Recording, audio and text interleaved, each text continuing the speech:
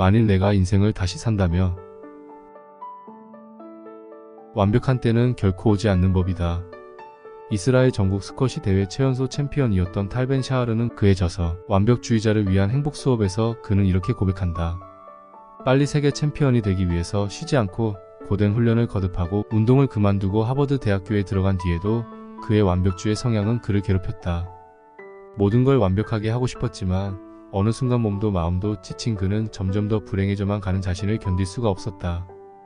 자신의 경험담을 토대로 긍정 심리학을 연구한 그는 현재 하버드 대학교 심리학과 교수가 되어 학생들에게 과거의 자신처럼 불행한 완벽주의자로 살지 말라고 조언한다.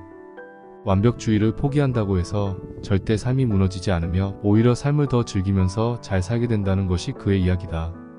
사진가 앙리 카르티에 브레송은 이런 말을 남겼다고 한다. 나는 평생 생의 결정적 순간을 포착하기 위해 헤맸다.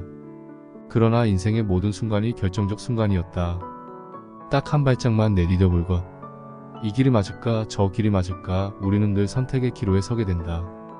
그런데 분명한 것은 어떤 길로 가는 게 맞을지는 모르지만 걸어간 길을 내 것으로 만드는 것은 나의 몫이다. 물론 선택한 길이 틀릴 수도 있고 최선을 다했는 대로 낭떠러지에 도착할 때도 있을 것이다. 하지만 그게 두려워 한 발짝도 떼지 않으면 영영 아무데도 못 가게 된다. 실패를 하더라도 실패로부터 무언가를 배우면 그것은 더 이상 실패가 아니고 길을 잘못 들었다 싶어도 나중에 보면 그 길에서 내가 미처 몰랐던 것들을 배움으로써 내 삶이 더 풍요로워질 수 있다. 그러므로 가장 빠른 직선 코스로 가야 한다는 강박관념만 버린다면 한 발짝을 떼는 것에 대해 두려움을 가질 이유는 없다. 그러니 어떤 순간에도 포기하지 말고 일단 용기 내어 한 발짝만 내디뎌 보라.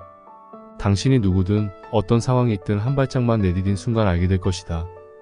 용기 내기를 참 잘했다는 것을. 하나의 문이 닫히면 또 다른 문이 열린다. 사람들은 자기가 원하는 것은 꼭 이루어져야 한다고 생각한다. 그래서 다른 길이 있을 수도 있는데 원하는 게 이루어지지 않았다는 이유만으로 실패했다고 단정 짓는다. 하지만 그것은 단지 하나의 문만 닫힌 것이기 때문에 최선이 이루어지지 않았다고 해서 좌절할 필요가 전혀 없다. 최선이 아니면 차선이 있는 법이고 차선이 아니면 차차선이 기다리고 있는 법이니까. 그리고 차선의 길에서 미처 생각지 못한 더 큰 가능성을 발견할 수도 있다. 정말이지 가보지 않으면 모르는 게 인생이고 끝까지 가봐야 아는 게 인생이다. 원하는 삶을 산다는 것의 진짜 의미. 남들에게 휘둘리지 않고 인생을 살아가려면 통제 소재를 내 안으로 가져올 것. 저 사람들이 원하는 것에 내가 맞춰가는 것이 아니라 내가 해야 할 일이기 때문에 내가 그 일을 해주는 것이라고 생각하라는 것이다. 그러면 하기 싫은 일을 할 때조차 시키니까 어쩔 수 없이 하는 게 아니라 내가 하는 거다. 내가 빨리 해주고 넘어가 버리는 거다라고 생각하게 된다.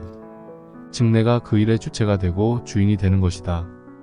내가 해주는 거다 라고 마음먹고 하기 싫은 일을 빨리 해치우면 나머지 시간에 내가 원하는 사람을 만날 수 있고 원하는 여행을 갈 수 있고 원하는 취미생활을 할 수 있다.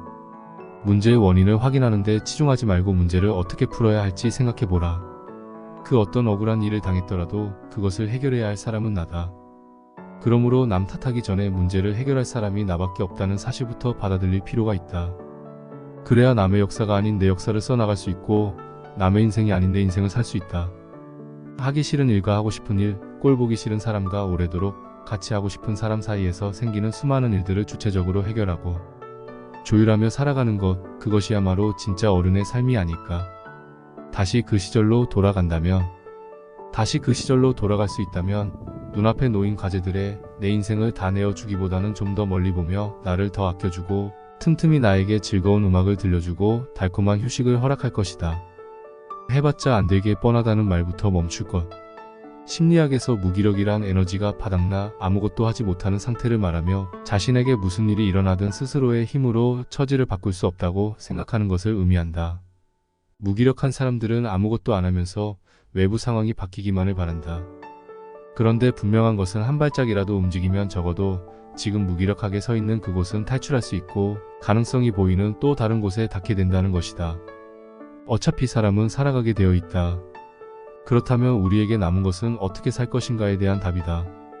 아우슈비츠 수용소에서 살아남은 정신의학자 빅터 프랭클은 가진 것을 모두 빼앗기고 최악의 상황에 놓인다 해도 우리에게는 절대 빼앗길 수 없는 한 가지가 있다고 했다. 그것은 상황을 어떻게 받아들일까에 대한 우리 자신의 선택권이다. 우리가 할 수 있는 일은 우리의 생각보다 많다.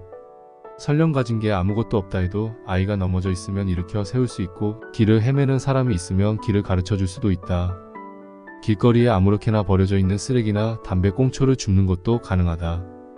그렇게 할 수 있는 일을 하나씩 발견하다 보면 다른 건 몰라도 무기력의 늪에서는 빠져나오게 된다. 인생이 우리의 뜻대로 흘러가기도 하지만 때론 우리가 원하지 않는 방향으로 흘러가기도 한다. 그 사실은 우리를 슬프게 하지만 그렇다고 우리가 할 수 있는 일이 없는 것도 아니다. 다시 인생의 키를 잡고 전진하다 보면 작은 결실이라도 반드시 맺는 때가 온다. 비록 그것이 내가 애초에 바라던 것은 아니었을지라도 말이다. 나쁜 일이 꼭 나쁜 일이라는 법도 없다. 나쁜 일이 나중에 보면 더 좋은 결과를 만들어낼 때도 종종 있다. 그러니 노력의 결과가 당장 보이지 않는다고 실망하거나 슬퍼하지 않아도 된다. 어른으로 산다는 것에 대하여, 어른이 된다는 것은 주어진 현실 안에서 자신이 원하는 것을 얻을 수 있는 지혜와 기술을 익히는 것이다. 어른이 된다는 것은 어렸을 때의 꿈과 현실 사이의 차이를 인정하고 고통을 이겨내는 것이다.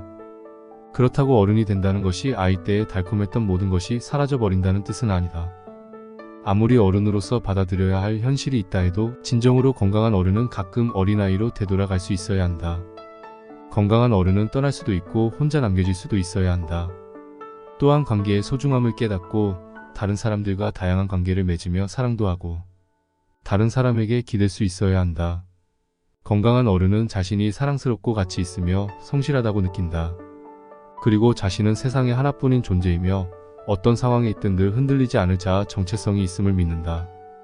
그리고 자신은 무기력하고 나약한 사람이 아닌 자기 인생을 결정짓고 책임질 줄 아는 씩씩하고 능동적인 사람이라고 생각한다.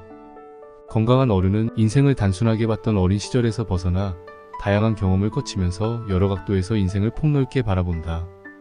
또한 자신의 의견과 반대되는 것도 중요한 진실이라는 것을 깨닫는다. 건강한 어른은 즐거움을 추구하고 즐길 수 있으며 고통에 맞서 싸워나가기도 한다. 원하는 것을 어떻게 얻을 수 있는지 배우며 잃는 것이 있으며 얻는 것 또한 있다는 사실을 안다. 잃어버림으로써 얻을 수 있고 좌절 속에서 희망을 찾아내며 불완전함 속에서 감사와 용서를 배운다. 건강한 어른은 인생이란 완벽하지 않으며 사람은 호자가 아니라 여럿이 더불어 살아가야 한다는 사실을 받아들인다. 다양한 사람들과의 관계 안에서 서로 부딪히며 때론 승자가 되고 때론 패자가 될 수밖에 없는 복잡한 현실을 인정한다. 그리고 그 안에서 자신의 욕심을 적절히 조절하며 행복을 찾고 자신이 꿈꾸던 세상을 이루려고 노력한다. 어른이 되어 살다 보면 알게 된다. 내가 바라는 대로 되지 않는 세상에 적응하고 꿈과 현실 사이의 균형을 잡아가는 과정을 겪는 것이 그렇게 슬픈 것만은 아니라는 사실을 오히려 수많은 한계 속에서 선택하고 만들어가는 내 인생이 얼마나 소중한가를 말이다. 과거가 현재를 지배하도록 놔두지 말것. 과거가 당신의 현재를 지배하도록 내버려 두지 않았으면 좋겠다. 과거의 어떤 경험이 당신을 힘들게 하고 있는지 정확히 이해하고 그것으로부터 자유로워지기 위해 애써야 하는 것이다. 과거가 고통스러웠다고 해서 현재까지 고통스러워야 한다는 법은 없다. 과거가 고통스러웠다면 그것을 잘 지나온 당신은 그것만으로도 행복해질 권리가 있다. 분명 당신은 행복해질 것이다. 과거의 슬픔을 인정하고 슬픔을 이겨낸 자신을 대견하게 바라볼 수 있다면, 행복해질 자격이 있다고 스스로 믿는다면, 새로운 방식으로 사는 모험을 두려워하지 않는다면, 열등감을 가지고도 즐겁게 사는 비결. 당신이 스스로를 바라보는 시작으로 인생은 흘러가게 되어 있어요.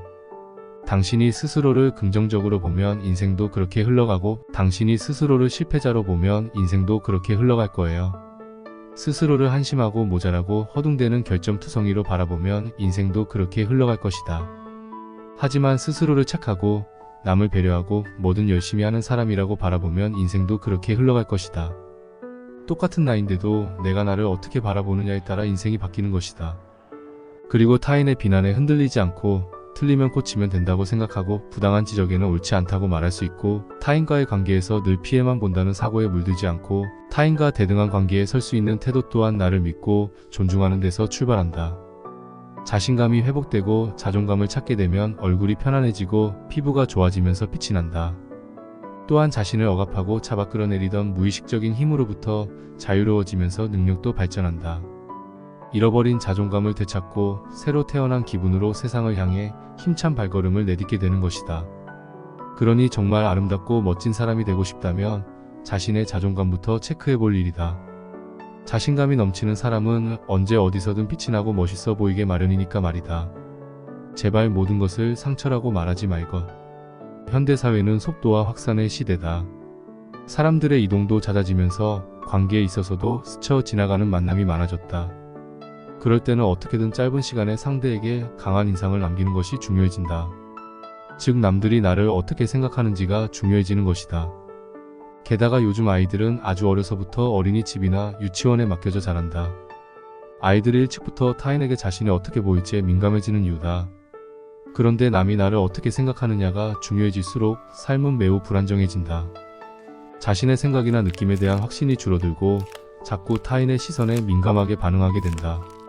이제 사람들은 타인을 절대적으로 필요로 하면서도 타인의 평가를 두려워하고 동시에 자신을 통제하는 타인에게 분노하며 가까이 하고 싶어 하지 않는 딜레마에 빠지게 된다.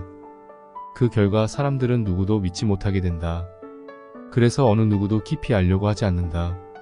상처받기 싫어서 어느 누구도 깊이 만나고 싶지 않은데 그럴수록 더 상처에 취약해지는 아이러니에 직면하게 되는 것이다. 상처 없는 삶이란 없다. 그리고 우리는 상처에 직면해 그것을 이겨내려고 애쓰면서 조금씩 단단해져 간다.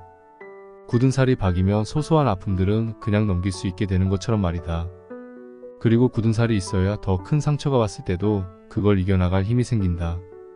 하지만 상처를 계속 피하게 되면 굳은 살이 생기기는커녕 아주 조금만 찔려도 죽을 것처럼 아파하게 된다. 그렇게 되면 일상생활 자체가 버거워진다. 살다 보면 갑자기 징검다리를 만나기도 하고 가시덤불과 마주치기도 한다. 그러나 그것은 상처가 아니고 누구나 겪는 삶의 한 과정일 뿐이다. 하지만 상처에 예민하게 반응하는 사람들은 그것조차 상처라고 여겨 어떻게든 피하려고 만든다. 징검다리는 건너면 될 일이고 가시덤불은 조심조심 헤치며 나아가면 될 일인데 말이다. 그런데 아주 사소한 일까지 모두 상처라고 말하면 우리 삶은 문제 덩어리가 되어버린다. 왜냐하면 상처를 입었다는 것은 누가 나에게 어떤 위해를 가했다는 뜻이 되기 때문이다. 즉 상대방을 가해자로 나를 피해자로 만들어버린다. 내가 조금만 노력하면 고치고 해결할 수 있는 일들이 내 힘으론 해결 불가능한 문제로 변해버리는 것이다. 상처는 우리가 무언가를 절실히 원하기 때문에 받는 것이다. 무언가 원하는데 그게 내 바람대로 되지 않을 때 상처받았다고 하는 것이다. 그러니 내가 원하는 게 정말 합당한 것인지부터 생각해 볼 필요가 있다. 누군가에게 문자 메시지를 보냈는데 답장이 금방 안 온다는 이유만으로 냉큼 상처 입었다고 말하는 것은 나쁜 습관일 뿐이다. 상처와 상처가 아닌 것을 구분짓는 것, 그것은 어쩌면 상처로부터 자유로워지기 위한 첫걸음인지도 모른다. 늘 혼자가 편하다고 말하는 사람들에게 독립과 고립은 차이가 있다. 독립은 스스로 자신의 생활을 영위할 수 있는 능력이다. 그런데 사실 독립은 타인에게 의존해야 할 때 의존할 수 있는 능력을 전제로 한다. 살다 보면 남들의 도움이 필요할 때가 있다. 그럴 때 독립적인 사람은 당당하게 도움을 청한다. 또 누군가 자신을 필요로 할 때 기꺼이 도움을 준다. 타인의 도움은 잠시 어려운 상황을 극복하기 위해 필요한 것이고 여전히 자신의 일을 주관하는 사람은 자기라는 자신감이 있기 때문이다. 하지만 도와달라고 했다가 자칫 인생의 주도권마저 타인에게 내줘야 할까봐 두려워하는 이는 선뜻 타인에게 도와달라고 하지 못한다. 그럴 경우 그것은 독립이 아니라 고립이 되어버린다. 혼자서는 결코 문제를 해결할 수 없는 상황에서 스스로 고립을 자처하는 것이다. 영국의 정신분석가인 페어베언에 의하면 인간의 가장 기본적인 본능적 욕동은 대상 추구의 본능이다. 인간은 누군가에게 기대고 싶어하고 그로부터 보살핌을 받고 싶어하며 무엇이든 공유하고 싶어한다. 좋은 것, 맛있는 것, 재미있는 것을 보면 사람들은 혼자서 그것을 경험하기보다는 다른 사람과 나누고 싶어한다. 혼자만의 경험과 느낌은 기억 속에서 색이 바래져 가기 쉽다. 그러나 다른 사람과 함께 공유한 기억은 추억이 되고 역사가 된다. 혼자여도 좋지만 둘이어서 더 좋고 셋이라서 더 좋을 수도 있다. 나쁜 감정을 가졌다고 차측하는 사람들에게 억압된 감정은 중화되거나 승화되지 못하고 공개된다. 그러므로 어떤 감정이든 생기면 그 감정을 차분히 들여다볼 수 있어야 한다. 자신의 분노를 가만히 들여다보면 원인이 무엇인지를 생각해보게 되고 조절하는 방법을 터득하게 된다. 그러므로 나쁜 감정을 느낀다고 해서 자신을 나쁘게 볼 필요는 없다. 만약 당신이 나쁜 감정이 올라올 때마다 이러면 안 될 것 같고 혼란스럽다면 다음과 같은 방법으로 대처하길 바란다. 첫 번째, 감정을 이해하고 받아들이는 시간을 가질 것. 부정적인 감정이 들 때는 우선 자신의 감정에 대한 두려움을 버리고 그 감정이 어떻게 일어나 어떤 방향으로 흘러가고 있는지를 잘 살펴야 한다. 감정은 막으려 하면 할수록 더 커지는 법이다. 그러니 감정이 자연스럽게 이동될 수 있게 길을 터주는 것이 좋다. 감정은 시간이 지나면 강도가 약해지고 자연스러워지게 마련이다. 그러니 충분히 기다린 뒤 감정을 해결하는 것이 좋다. 어떠한 감정이든 숨 쉴 수 있게 하고 그것이 내 마음에서 어떻게 바뀌어 가는지 알면 내가 원하는 대로 감정 조절을 할 수 있게 된다. 두 번째, 감정을 표현할 때는 나를 주어로 하는 문장을 쓸 것. 우리가 감정을 표현하는 이유는 결국 사랑받고 싶고 인정받고 싶고 칭찬받고 싶고 보호받고 싶은 욕구를 충족하고 싶어서이다. 나의 욕구를 충족하면서도 상대의 감정을 수용하여 원만한 관계를 만들어 나가려면 감정을 표현할 때는 상대방을 원인으로 돌리지 말고 나는 라고 느낀다라는 문장을 사용하는 것이 좋다. 나는 내가 약속 시간을 안 지켜서 속상했어. 나는 내가 다른 의견을 무시할 때 화가 나 등등. 나를 주어로 해서 문장을 만들면 내 느낌을 순수하게 상대방에게 전달할 수 있다. 그러므로 어떤 순간에도 감정을 표현할 때는 그 목표가 내 감정을 정확히 상대방에게 전달하는 데 있다는 사실을 잊지 말아야 한다. 세 번째, 감정이 격한 상태에서는 가급적 표현을 삼갈 것. 네 번째, 감정에 충실하되 감정을 너무 믿지 말 것. 지금 느껴지는 감정이 즉흥적인 것인지 나중에도 책임질 수 있는 것인지 잠시 호흡을 가다듬고 생각해보라. 그래야만 서툴고 잘못된 감정 표현으로 인해 나와 상대방 모두 상처 입는 것을 막을 수 있다.